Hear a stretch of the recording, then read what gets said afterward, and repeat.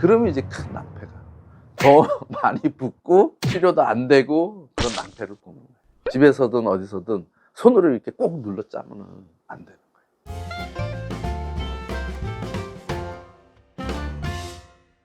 오늘은 여드름이 어떻게 생기는지에 대해서 말씀드릴게요.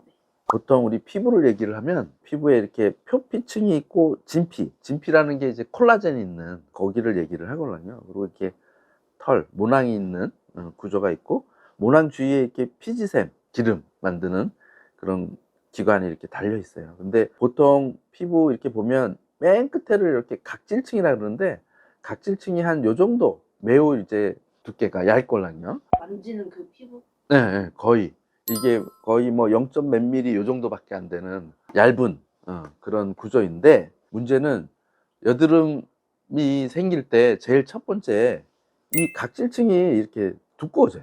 아까보다 이렇게 많이 두꺼워졌죠. 두꺼워지면서 이 모낭의 입구를 막아버리는 거예요. 여드름이 발생이 될 때 네 가지 중요한 기전이 있는데, 첫 번째가 각질화가 이제 심해지면서 모낭의 입구가 막힌다는 거. 또 하나는 이 모낭에 이렇게 피지샘이 아까 달려있다 그랬잖아요. 이렇게 피지가 생성이 증가돼요.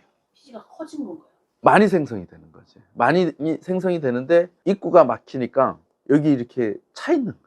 그래서 여드름 피부인 분들은 지성인 경우가 많잖아요. T존에 또 많이 생기고 피지 생성이 이제 많아진다는 거. 그리고 세 번째, 이렇게 막히면은 어떤 일이 벌어지겠어요? 균이 잘 자라겠죠. 그래서 여드름균이 증식을 해요. 프로페온의 박테리움 에크니라는 그런 여드름균이 있거든요. 균이 외부에서 들어오는 게 아니라 외부에서 이제 들어왔겠지만 여기서 이제 증식을 하게 되는 거죠.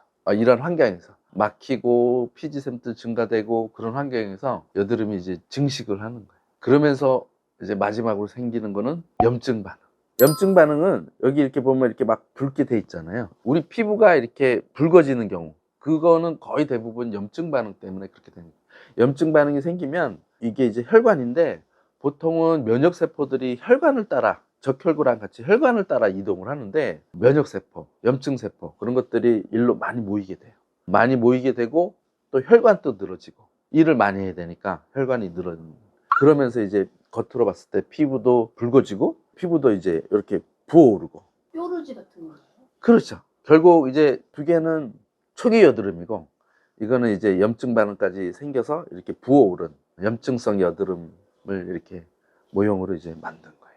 그래서 우리가 여드름 그러면 면포라는 거 들어봤죠? 면포, 코메돈이라 그러는데, 그게 이제 중요한 여드름의 특징이거든요. 모낭염 얘기도 있고 여드름도 있는데, 물론 이제 두 개가 비슷할 수는 있는데, 그럼 큰 차이가 뭐냐? 제일 중요한 거는 여드름은 면포가 있고, 모낭염은 그런 면포가 뚜렷하지 않고 그냥 모낭에 염증만 생기는 거예요. 그래서 면포가 그럼 뭐냐? 요거예요. 여기 이렇게 막혀 있는데 겉에서 보면 우리가 왜 좁쌀 여드름 사람들이 그렇게 얘기를 하잖아요. 이렇게 하얗게 이렇게 볼록볼록 튀어나오는 초기 여드름, 그게 요거예요. 아직 염증은 심하진 않은데 입구가 막히고 안에 막 피지가 차 있고, 피지 외에 다른 그 각질이나 이런 것도 같이 섞여 있겠죠. 그래서 이렇게 차 있어서 이렇게 겉에서 보면 하얗게 볼록 튀어나온 게 면포, 좁쌀 여드름. 의학적으로는 화이트 코메돈 이렇게 얘기를 하는데, 얘가 이렇게 입구가 살짝 완전히 열리는 게 아니라 살짝 열리는 경우가 있어. 그러면 위에서 보면 까만 그렇지, 볼펜으로 콕콕 찍어 놓는 것 같은 그게 이제 블랙 코메돈이에요. 이렇게. 근데 쟤는 하얗게 피지가 없는데. 얘가 입구가 열리니까 산화돼 갖고 까맣게 보이는 거예요. 결국 같은 거예요. 같은데 입구가 닫히면 하얗게 보이고, 입구가 살짝 완전히 열린 게 아니라 살짝 열려서 공기랑 이제 접촉이 되면 얘가 산화되면서 까맣게 보이는 거예요. 각질이랑 뭐 여러 가지 피지샘이랑 이제 섞여 있는, 박혀 있는 거예요. 그래서 까만 거를 이렇게 잘 이렇게 짜면 뭐가 쑥 나오잖아요. 네. 그게 이 막 박혀 있던 것들이 피지랑 여러 가지 찌꺼기들이랑 섞여서 결국 나오는 거예요. 여드름이 블랙헤드가 된 거네요. 블랙헤드 자체가 여드름입니다. 초기 여드름인 거죠. 초기 여드름. 진행이 되면 이제 염증이 생기는 거고. 그래서 우리가 여드름 치료할 때 면포, 코메돈을 익스트랙션, 제거해 준다 그러거든요. 그래서 병원에 가면은 여드름을 짜잖아요. 그래서 얘들을 짜주는 거예요. 왜냐하면 얘들을 그냥 놔두면 아까 얘기했듯이 여드름균도 자라고 염증도 생긴단 말이에요. 그래서 얘네들을 그 압출기라 그러죠. 그거를 이렇게 잘 짜주면 빠르게 염증이 안 생기고 치료가 될 수 있는. 왜 짜면 안 되는 거예요?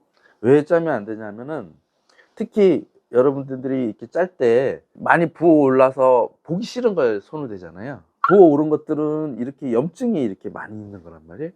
근데 아까도 얘기했듯이 여드름은 입구가 막혀 있다 그랬죠. 모낭에 입구가 막혀 있는데 위에서 이렇게 꾹 누르면 얘가 입구가 막혀 있기 때문에 밖으로 못 나와요. 그럼 어떻게 되겠어요? 안으로? 밑으로 내려간다. 밑으로. 위에서 짜면 염증이 밑으로 내려가는 거예요. 그러면 이제 큰 낭패가 더 많이 붓고 치료도 안 되고 그런 낭패를 보는 거예요. 집에서든 어디서든 손으로 이렇게 꼭 눌러 짜면 안 되는 거예요. 그러면 집에서 바늘로 뚫으면 되는 거 아닌가요?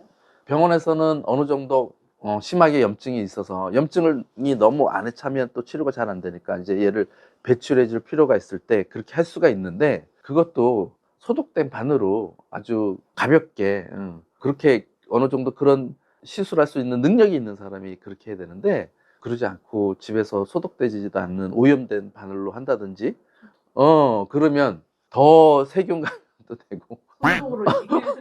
낭패를 보기 때문에 그래서 이제 의사 선생님들이 집에서는 절대 손대지 마세요. 그러는 거예요. 그래서 괜히 이런 염증 있는 거는 자꾸 만지거나 뜯거나 하면 오히려 키우는 거예요. 그런 건 절대 손대지 말아요. 절대 손대면 안 돼요. 절대 손대면 안 되고 대부분은 이런 염증 있는 거는 병원에서도 잘 손 안 돼요. 주로 이제 이런 면포, 초기 여드름 있는 거를 빨리빨리 이제 제거를 해서 치료를 하는 거고 이런 거는 병원에서도 완전히 얘가 그냥 진짜 노랗게 익었다는 표현은 좀 그렇긴 한데 그렇게 진짜 이제 막 터지기 직전에 그럴 거일 때 깨끗한 바늘로 뭐 해서 제거하는 경우가 있긴 한데 병원에서도 그런 것들은 잘 손 안 돼요. 그러니까 더군다나 집에서 잘못 이렇게 눌러 짜면 염증을 키우는 거예요. 염증이 밑으로 더 내려가면 더 염증 반응이 더 심해지고 치료도 어려워져요. 그럼 집에서 못 자게 되면은 어떻게 가라앉? 그거는 치료를 하려면 이제 병원을 가시거나 약으로 치료를 해야죠. 약을 먹는 게 제일 빠르겠지. 바르거나 먹는 거는. 약이 그러면 스테로이드 약일까요? 염증을 가라앉히기 위해서 스테로이드를 쓰는 경우도 있는데 스테로이드의 단점이 스테로이드를 오래 먹으면 오히려 여드름이 심해질 수가 있어요. 특히 스테로이드를 먹다가 끊으면 더 심해지거나 그럴 수가 있어서 필요에 따라서는 짧게 대개는 한 1, 2주 정도는 염증 반응이 심한 여드름에서는 쓰는 경우도 있어요. 그렇지만 장기간 쓰는 거는 좋지 않고 스테로이드가 아니더라도 우리가 여드름에 쓰는 항생제 테트라사이클린 계열의 항생제를 많이 쓰는데 그 항생제를 쓰는 이유가 여드름균이 원인이 된다 그랬죠. 그러니까 균을 억제시키기 위해서도 쓰는 목적이 있고 그 항생제가 어느 정도의 항염증 작용을 해요. 스테로이드만큼은 아니지만 그런 약을 먹게 되면 염증도 빠르게 완화되면서 여드름균도 억제되니까 치료가 되는 거예요. 그러면은 약국에서도 구할 수 있는 거예요? 아니죠. 항생제는 의사의 처방이 필요합니다. 그럼 연고는 어떤? 연고는 그 네 가지 중에 염증, 항생제, 항균 이런 게 이제 필요하고 그렇죠? 두 가지가 입구가 막히고 피지샘 많고 그런 원인이 있잖아요. 연고는 특히 비타민 A 제제 같은 연고가 그 여드름 치료에 많이 쓰는데 이 막힌 각질화를 정상화시킬 수 있어요. 정상화시켜서 어느 정도 모낭이 열려 있게끔 나중에 이제 꾸준히 바르면 얘가 정상화되고 정상적으로 열리게끔 그렇게 할 수가 있는 거예요. 연고를 열심히 바르면. 그러면은 연고만 발라도 가라앉는 경우는 어떤 경우인가요? 아주 심한 여드름이 아니면 연고를 바르면 연고만으로도 치료가 될 수 있어요. 연고가 이런 각질을 정상화하는 작용도 하고 또 항염증 작용도 하고 피지샘도 좀 줄여주고 그런 작용을 할 수가 있어요. 항생제 연고 같은 경우에는 또 여드름균은 또 줄일 수도 있고 항균 작용이 있으니까. 블랙헤드 같은 경우는 계속 네. 놔두게 되면은 네. 더 커진다 이런 얘기가 있는데 그게 이제 블랙헤드도 면포기 때문에 결국에는 세균 증식도 하면서 여드름균도 증식을 하면서 염증이 생기겠죠. 결국에는 그러면 이렇게 커지면서 트러블이 되는 거죠. 블랙헤드도 그럼 짜면 안 되는 거예요? 적절하게 짜줘야죠. 근데 이제 얘도 마찬가지로 면포를 제거하는 기구 같은 게 있잖아요. 그래서 잘 소독을 해서 적절하게 짜면은 치료에 도움이 되죠. 하지만 이런 거는 소독도 잘 하고 압출에 그런 어떤 경험이나 그런 게 있는 그런 분들이 하셔야 하기 때문에 집에서 좀 소독 안 된 환경에서나 그렇게 했을 때는 조금 다른 문제들을 생길 수 있기 때문에 가능한 한 병원에서 하시는 게 좋겠죠. 그렇지만 여드름 때문에 병원을 가는 게 사람들이 쉽지가 않아요. 집에서 어떻게 해야 나을 수 집에서 자주 병원에 가기가 좀 어렵고 그런 상황이면 그래도 병원에는 진료를 보고 연고 같은 거를 탈 수가 있잖아요. 여드름 연고. 평상시에는 여드름 연고를 쓰는 거고, 그리고 약도 좀 받아서 약도 복용을 하면 더 좋고, 약도 어느 정도는 놔뒀다가 심할 때 또 복용을 할 수 있으니까 바로 병원에 방문을 그때그때 못하는 환경이라면, 여드름이 이게 한번 치료했다고 앞으로 안 생기는 경우는 잘 없잖아요.